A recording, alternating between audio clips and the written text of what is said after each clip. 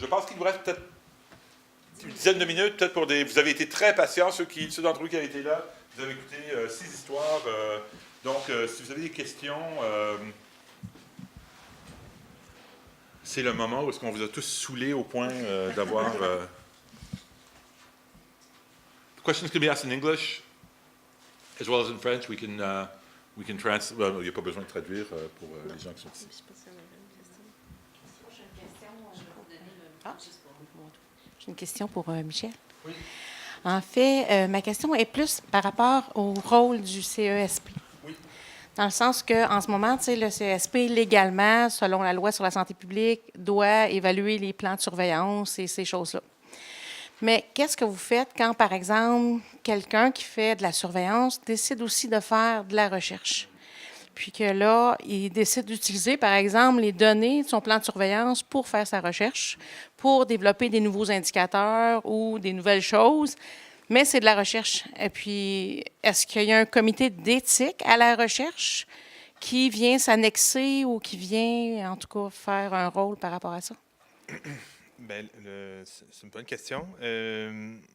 C'est sûr qu'au comité, on a une prise particulière sur cette question-là. Évidemment, si quelqu'un décide de faire des choses dans son bureau, on ne le sait pas, on n'a pas de bras armés encore où on va chercher les gens dans leur bureau puis on les chicane. Mais essentiellement, il y a un recoupement entre la surveillance et la recherche. C'est assez clair. Il y a des activités de recherche qui doivent être entreprises pour nourrir la surveillance, construire des indicateurs, ainsi de suite. Et on a été appelé à se prononcer, nous, de notre côté, sur c'est quoi la délimitation de ce champ-là. Et la délimitation, pour nous, c'est de dire, bien, tout ce qui est développement d'indicateurs, ça appartient au domaine de la recherche, même si on reconnaît que dans un plan de surveillance, par exemple, il peut y avoir des indicateurs qui ne sont pas tout à fait bien formés pour l'instant et qui sont là dans une espèce de test de validité à moyen ou à long terme. Donc, c'est une question qu'on nous pose très souvent chez nous, puis on a à se coordonner avec le comité d'éthique à la recherche, qui est le comité officiel de l'Institut, qui a changé tellement souvent de nom que je ne pourrais pas vous nommer. C'était le comité qui logeait auparavant à la Direction de santé publique de Montréal. Donc, peut-être que vous le retrouvez comme ça, je ne sais pas.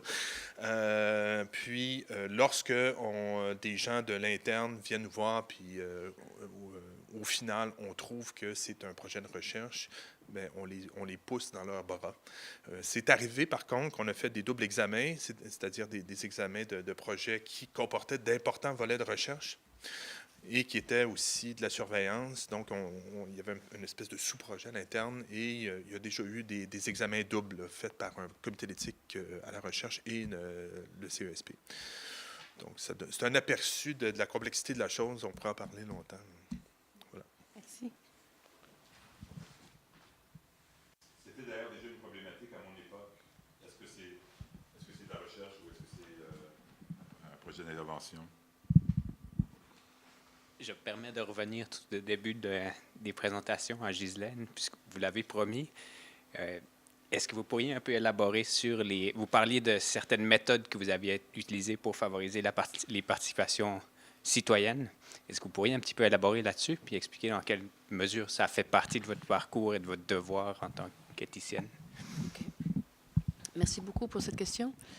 En fait, lorsque je disais que l'éthique des politiques était une façon de promouvoir la démocratie, ça veut dire que l'éthique des politiques, c'est le revers d'une médaille où il y a l'éthique et la participation citoyenne, parce qu'on va vouloir expliquer c'est quoi les implications des politiques ou des actions aux personnes qui vont être directement touchées par ces actions-là, et de façon à ce qu'ils puissent, eux, exprimer leurs préoccupations, leurs valeurs, à savoir si oui, ça correspond à ce qu'ils voudraient.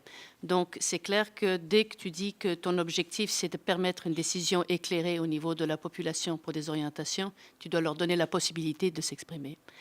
Il y a vraiment une très grande variabilité de différentes approches méthodologiques et beaucoup de gens visent la représentativité comme étant la plus importante.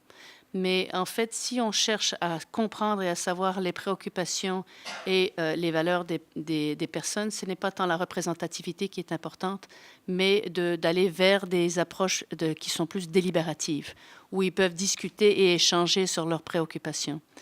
Je vous ai montré rapidement qu'il y avait différents types d'approches. Il y a des approches qui sont là plus pour faire de la promotion, il y a des approches qui sont faire plus pour la consultation et des approches qui sont délibératives.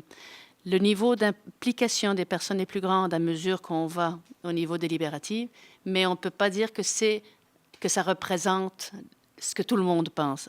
Donc, il faut être en mesure de combiner différents types d'approches pour pouvoir dire voici les préoccupations, voici les enjeux soulevés, et d'autres qui sont plus représentatifs pour dire ce que les gens pensent et les combiner et nourrir les résultats, par exemple, d'une consultation représentative à un forum délibératif pour voir qu'est-ce que ça soulève comme préoccupation.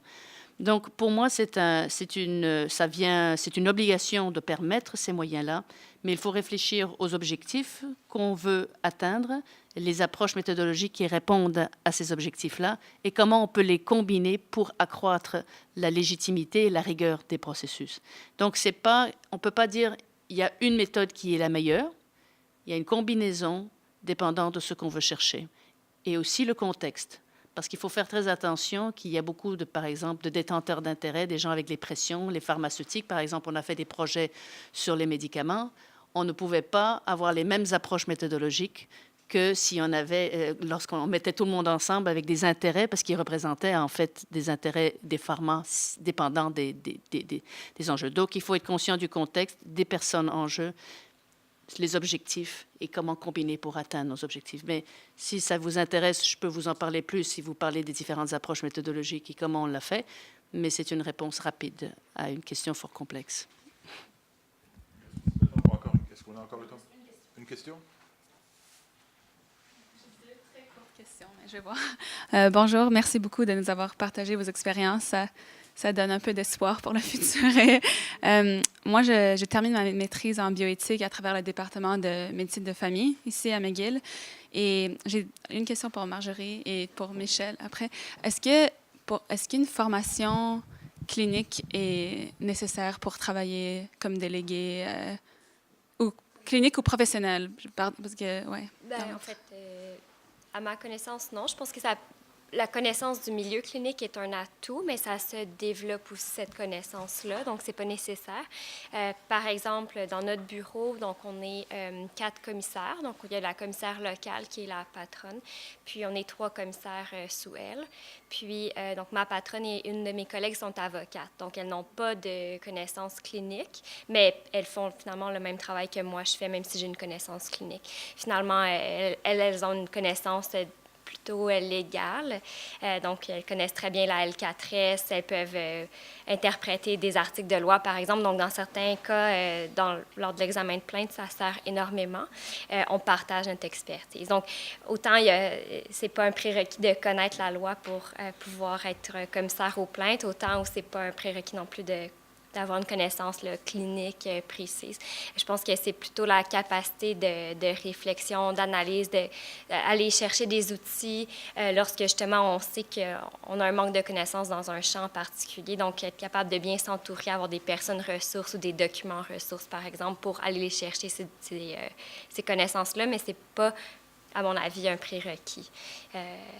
Plutôt, les prérequis, moi, quand j'ai appliqué sur le poste, par exemple, c'était d'avoir un diplôme d'études supérieures. Puis, on parlait justement soit au niveau de l'administration, de la santé, de la loi, donc en droit de la santé, par exemple, ou en éthique. Donc, c'était vraiment plutôt ça le genre de prérequis qu'il y avait. Puis je pense que la connaissance clinique devient un atout à ce moment-là, mais ce n'est pas un prérequis.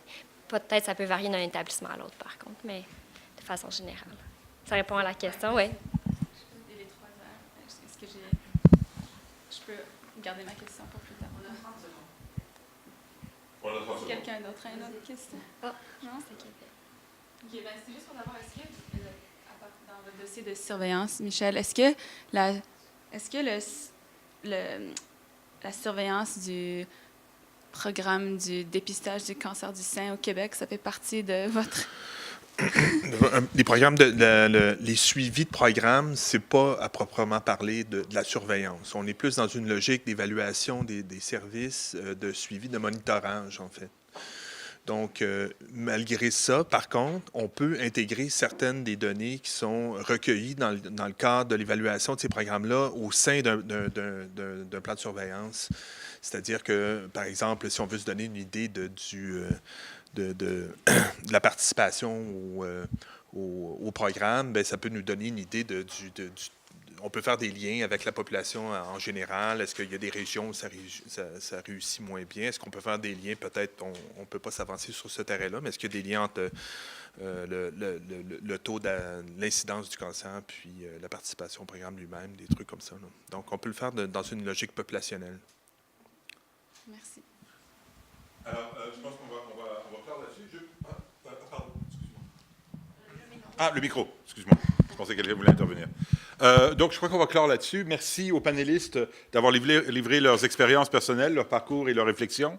Merci à vous d'être venus et merci aux gens qui vont nous regarder en différé. Je crois que ça ne s'applique pas aux gens qui nous écoutent en différé, qu'il y a du café et des biscuits. S'ils n'ont pas été tous mangés et bu par les gens de l'Institut qui rôdent aux alentours. Donc, si vous voulez continuer les discussions de manière informelle, vous êtes les bienvenus. Et encore une fois, merci beaucoup. Merci.